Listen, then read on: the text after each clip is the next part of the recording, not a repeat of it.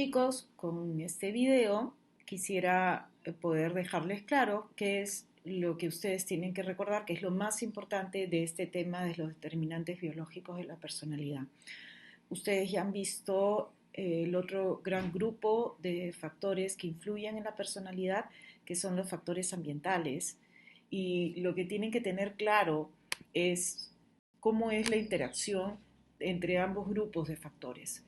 Las influencias biológicas, como bien sale, es una base que genera la estructura, que aporta la estructura sobre la cual se va a construir la personalidad en base a una interacción recíproca y bidireccional que existe entre estas tendencias innatas con que uno ha nacido y aquellos factores o influencias que van a provenir del ambiente, de los cuidadores primarios en un primer momento y después de los otros agentes que ustedes han visto en el tema anterior.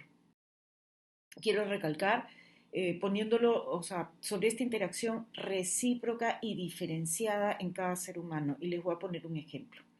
Se ha descubierto que hay bebés que naturalmente se pueden acercar más a las personas y hay bebés que más bien cuando encuentran las personas grupos, por ejemplo, de personas se alejan más, o sea, unos bebés son más sociables, otros bebés son menos sociables.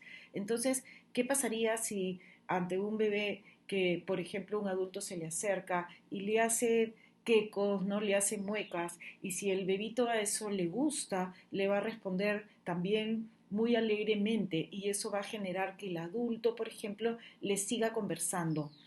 En cambio, un bebé que, por ejemplo, cuando un adulto o alguien se le acerca, de repente responde más evitando, ¿no? Alejándose un poquito o llorando ante esta persona, entonces la persona va a parar de hacer estas muecas y no va a haber esta interacción, ¿no? Como pueden ver, dos bebitos completamente diferentes que reaccionan diferente ante la misma conducta de una persona y generan también a su vez reacciones diferenciadas en la persona.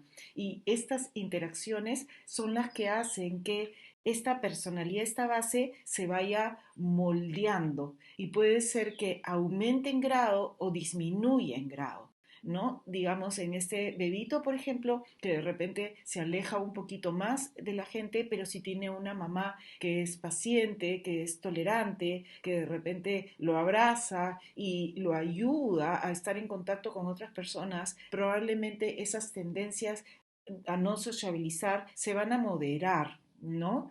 Y en un bebito demasiado o bastante sociable que conversa con todo el mundo, por ejemplo, un niño ya que se acerca y conversa con todo el mundo, con personas desconocidas, de repente también por influencia de la mamá va a limitar estos encuentros, estas interacciones y probablemente su grado de sociabilidad podría moderarse un poco.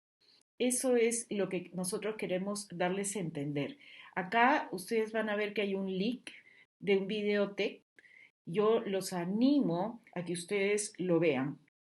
Sé que es tiempo, pero son, digamos, refuerzos a este tema que queremos plantearle. Ahí van a poder ver ustedes avances sobre la influencia que se puede hacer aún cuando la persona es adulta, la influencia que se puede hacer en lo biológico, cómo lo ambiental influye en lo biológico y a su vez también lo opuesto.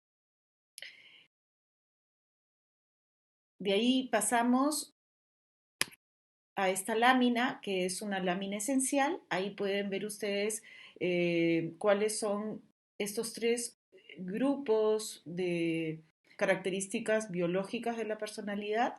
En cuanto al temperamento, como ya les dije, es esa base heredada.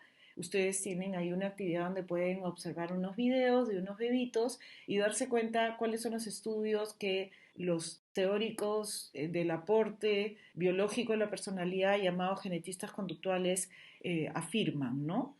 Acá hay un cuadro resumen sobre eh, la teoría, sobre esta teoría, y tenemos a Pluming y Bush. Pluming, igual que Mary Rothbard, son dos genetistas conductuales muy conocidos, muy prestigiosos, y la teoría que ellos han armado es una teoría ampliamente reconocida. Ellos dicen que los bebitos, los niños, tienen tres grandes características, ¿no? Tres características que ya vienen desde que nacen.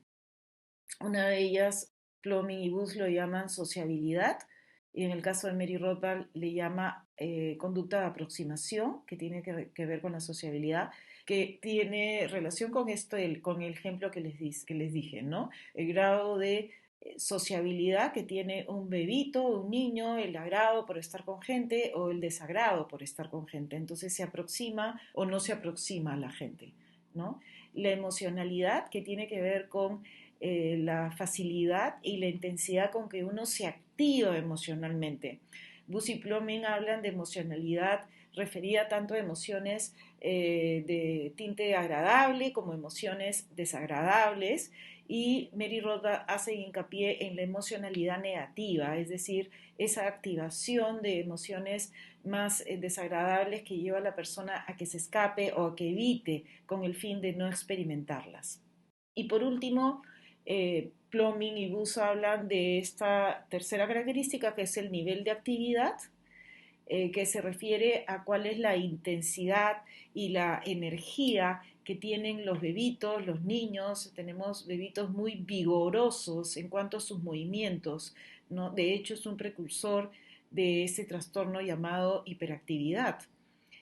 Rothbard menciona esta característica que engloba el nivel de actividad, que le llama esfuerzos de control, porque tiene que ver con el grado de control que tiene el niño para refrenar sus impulsos, impulsos como de moverse, ¿no? Impulsos, o refrenar también su distracción de la atención o cualquier otro impulso o deseo, por ejemplo, la capacidad también para autocontrolar sus impulsos agresivos o para tolerar, por ejemplo, la frustración, ¿no? Esto, digamos, se ha encontrado con tendencias naturales que los niños tienen. Hay algunos que les es más fáciles, otros que no lo es más, o sea, no les es fácil, y es por eso que los padres tienen grandes retos para ir moldeando, como les dije, estas características para que sean socialmente adaptadas, ¿no? Para que tengan una funcionalidad de niños más grandes y de adultos. De ahí tenemos el tema de los superrasgos o factores. Este es un tema que van a entender mejor cuando vean el modelo de los 5 factores de personalidad. Solamente recordar que de estos 5 grandes factores es la extroversión con el polo opuesto de la introversión, y el neuroticismo con el polo opuesto de la estabilidad emocional, la que tiene más base biológica, ¿no? Eso es lo que se ha encontrado. Y por último tenemos estas 4 características más puntuales que también los estudios, las investigaciones han arrojado que tienen relación con factores biológicos. La búsqueda de sensaciones, llamada también sensation seeking, no sé si conocen esta característica, que tiene que ver con el gusto por realizar actividades muy intensas, digamos que pueden ser actividades de riesgo inclusive, y tiene que ver con la secreción del neurotransmisor dopamina, y la dopamina tiene que ver con la búsqueda del placer, ¿no? En un sentido socialmente adaptado podemos encontrarlo en alto grado en personas, por ejemplo, que les guste los deportes de aventura. Habrá gente que le gusta tirarse, hacer el puenting, tirarse del puente, habrá personas que de ninguna manera lo hacen. Y de una forma no socialmente adaptada podría también caracterizar a un delincuente que se somete o se involucra en acciones de riesgo contra la ley, o personas que, por ejemplo, pueden manejar a alta velocidad en la carretera, ¿no? Algo que también lo pone en una situación de riesgo a su salud física. De ahí tenemos la agresividad, que ustedes saben que es una característica universal, ¿no? Pero que está más presente en los hombres. Y esto es porque tiene que ver con la hormona sexual masculina de la testosterona.